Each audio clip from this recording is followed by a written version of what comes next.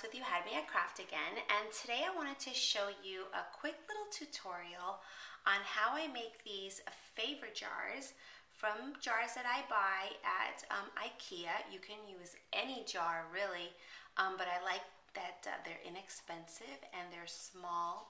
I can place a small amount of candy here and give it to somebody that, you know, is maybe having a rough day, or oh gosh, for any occasion, I don't know, new mom, whatever, you know, just you feel like giving somebody a little present. So these jars, as I said, are from IKEA. I love their little versatility. I also use them for embellishments. I've got some brads in here. You can use them for spices, buttons, safety pins. Oh my gosh, there's like tons of things that you can use with these buttons. And I like to give a gift that is usable. So when someone eats their candy, you know, finishes up their candy that I might give them, they can actually use this jar. It's, you know, they could even use it with food, jam or something. Anyway, lots of uses. Like I said, like to do something practical. All right, so my tutorial today is gonna focus on this little loopy ribbon embellishment that I did here, and it's just really simple, but I kind of want to show you how to do it. Let's see, about last month I made this one that's 4th of July themed, and I'm going to be using it for some gifts, which 4th of July is coming in just around the corner, isn't it? And this one I kind of used a larger ribbon that I kind of flared off to the side, but I'm going to show you that it's the same sort of technique, and it's super simple, and I love the look of the layering of the two types of you know, the twine with the ribbon. Okay, so here we go. This is how you're going to do it. It's super simple. This is a big ball of twine. You can use anything, string, twine, what's that other stuff, anyway, anything that's stringy. This is a big ball that I found at Walmart, I think in the hardware department.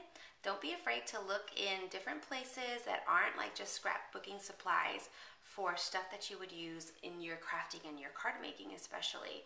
I think this was like just a few dollars, and look at how much I have here, and I've used a ton already. So that's just another little tip. So let's see, we're gonna get started.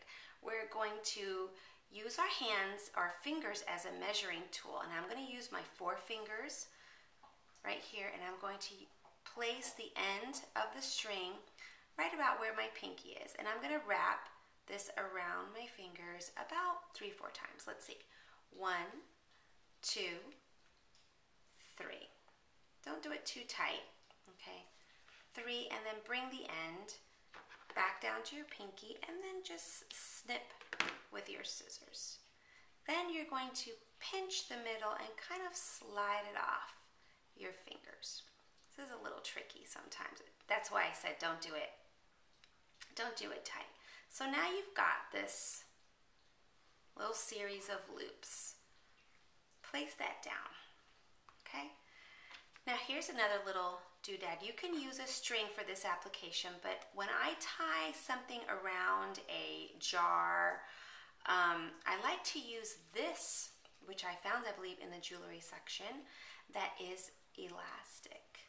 And it came in like gold as well, and I think in white, but I kind of liked the silver, and I wound up using this at my son's wedding when we did tons and tons of favors. So I just like the elasticity of it. Just helps you tie things around nice and snugly.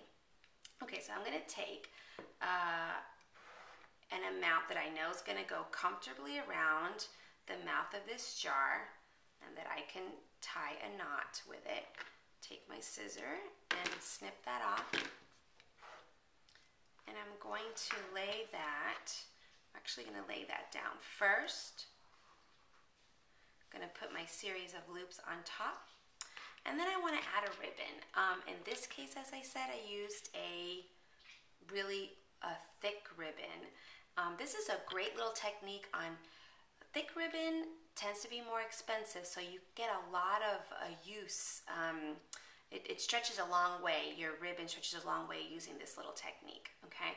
But in this case, I'm just going to use the ribbon that I used on this one. And you're going to take about, let's see, about 4 inches of length and just snip that off. Once again, always use a really sharp set of scissors when you're using ribbon. I don't use my cutter beads for anything else but ribbon. Okay, so if you notice, in my tutorial here, I'm using like utility type scissors and then my ribbon. Always have that. All right, so then you're going to take your ribbon, and this is the front, this is the shiny side of the ribbon, and lay that and kind of center everything. Okay, then take your stretchy, let's see, your stretchy string, I don't know what to call it, elastic string, and keep it kind of centered. Can you guys see that? And then just do a little squeeze in the middle here, so you get it nice and tight. And you turn it around, and you kind of see where it's created this funny little, cute little loopy thing over this ribbon. We're not done with the ribbon part yet. Fold, bring your ribbon pieces together, squeeze those together, and then squeeze them again and fold them the long way, okay? And then taking my cutter beads, sharp scissors, and cut at an angle. So we get a nice kind of, what do they call that, ducktail? And you can make it shorter, longer, whatever length. For this application, that's about the right length. And then you're going to take your jar and just tie it around the mouth of the jar. And you can kind of finesse it a little bit. And see, in this application, I thought it was fun to kind of flag it over. So this is what you would do in this case, is bring one end over to the side. So you get kind of like a little flaggy effect.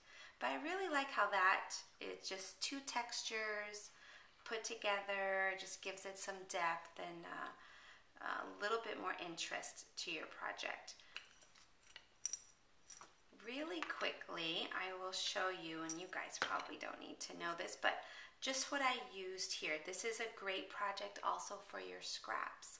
I loved this paper, had some left over, used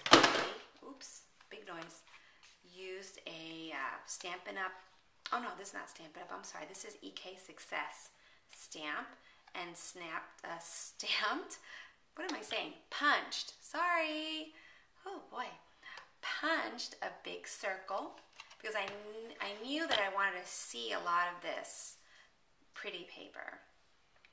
Use that as my first layer, then use a scallop punch, and I actually have 2 sizes. I don't know what the measurements are, but this one's obviously slightly smaller than this one. And punched, oh, I want to say, I'm so confused. Okay, we're punching the paper here and here, and then we're stamping our sentiment. And this stamp sentiment comes from Stampin' Up, and I thought it was really, really cute.